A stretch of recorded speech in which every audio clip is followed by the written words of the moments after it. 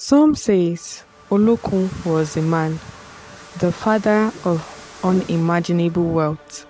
Others says she was the wife of the great emperor Oduduwa, a jealous queen whose rage created the Atlantic Ocean. And some believe Olokun was something far older, the great mother who lives where sunlight can never reach, deep beneath the ocean floor. A spirit so powerful that even the gods feared crossing them. For 1,000 years, West Africans have been asking the same question: who is Olokun? And why did millions of people across Africa and the African diaspora worship this mysterious deity for centuries? Stay with me, because this story goes far deeper than the ocean itself. And before we continue, if you want to know who Olokun really is, not the myth, not the story that changed depending who is telling them, but the truth, stay tuned. Before we go further, if you love story like this, kindly hit the subscribe button. In Yoruba mythology, Olokun is the deity of the deep sea, not the beach and not the wave, but the depth, the part of the sea where light disappears, where mystery begins. The name Olokun roughly means owner of the sea, and for centuries, people across Nigeria, Benin, Brazil, Caribbean believed Olokun controlled wealth, fertility, healing, and power. Terrifying mysteries hidden beneath the water. But here is where it gets fascinating. Nobody fully agrees on who Olokun is. Amongst the Yoruba tradition, Olokun appears as a female, among others, male, and in certain spiritual systems, Olokun is both an androgynous force beyond human categories, which raises an interesting question. Maybe Olokun was never meant to be understood as a person at all. Maybe Olokun was the ocean itself, infinite, beautiful, dangerous, and unpredictable. According to some myths, Olokun became so enraged that the deity tried to flood the entire world.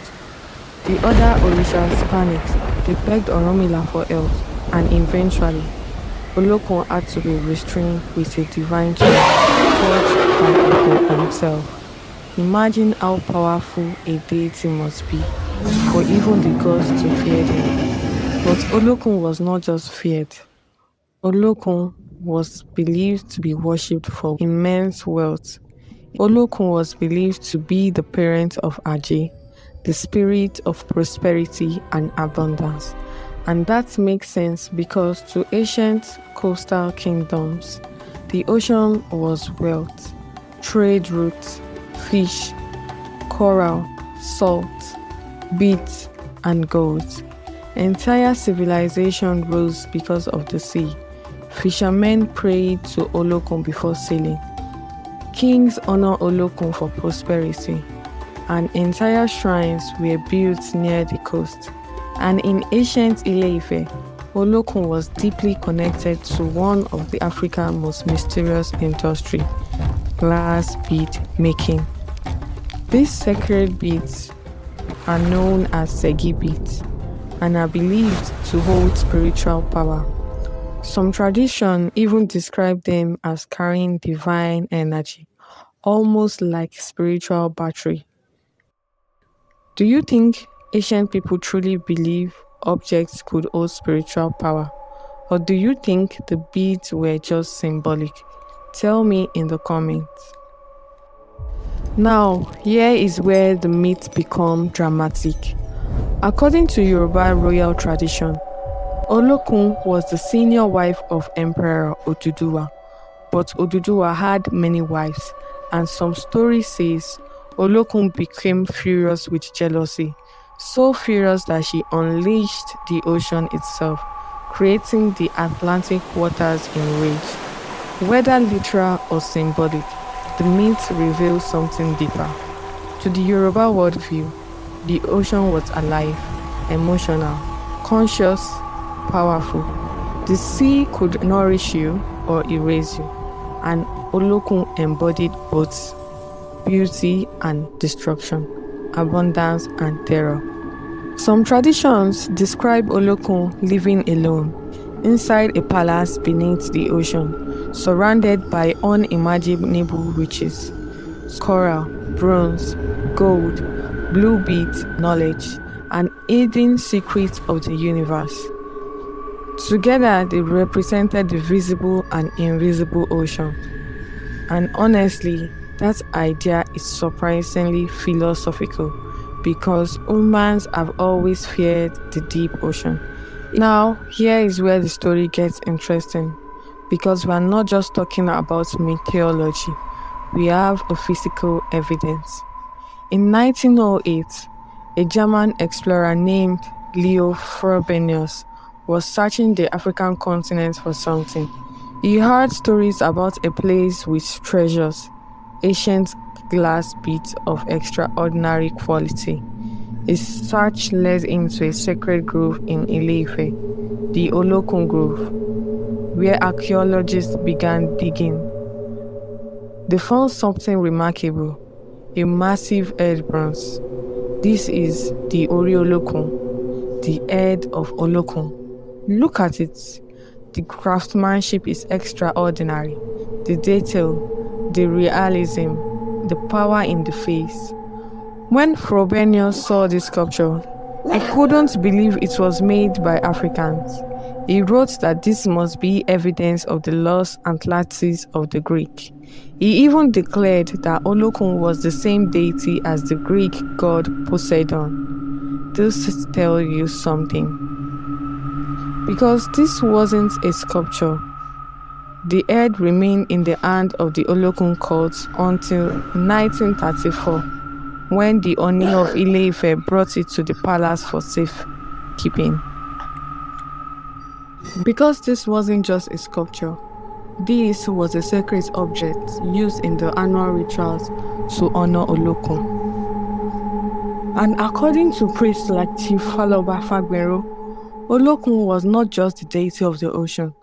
Olokun was the patron of bead making. The same glass bead industry we discovered in my last video, the ancient glass city of Ile-Ife. That was sacred to Olokun. Every clean firing, every bead created, every piece of the blue gold was made under the protection of Olokun. But here is where the mystery becomes even more complex, because Olokun isn't just a Yoruba deity. Among the Yoruba, Olokun appears as a male and a female. Among the Edo people of Benin, Olokun appears solely as a male. And among the Fon people of Benin, she is called Awoyo, meaning a large stretch of water. And when Africans were firstly dispersed across the Atlantic, the ocean that Olokun created, they took her with them. In Brazil, in the religion of Candomble, Olokun is venerated as the mother of Yemoja. In Cuba and Trinidad, in Santeria, Olokun is both male and female, depending on which tradition of Ifa you are following. But here is the crucial insight. Olokun transforms, Olokun adapts, Olokun appears differently, which makes sense because Olokun is the deity of the ocean, and the ocean is never the same twice. It's male on the coast and female in the hinterland. Olokun is more than a myth, more than a story. Olokun represents something ancient humans understood deeply, that nature is alive, that the sea contains wealth, mystery, and power beyond human control. And maybe that's why people still whisper the name centuries later, because no matter how advanced humanity becomes, the deep ocean still humbles us. If this story fascinated you, hit subscribe, because there are 1,000 more African stories that the world has never taught you. And yeah, we bring them back to the surface. And in the comments, tell me what surprises you most about Olokun.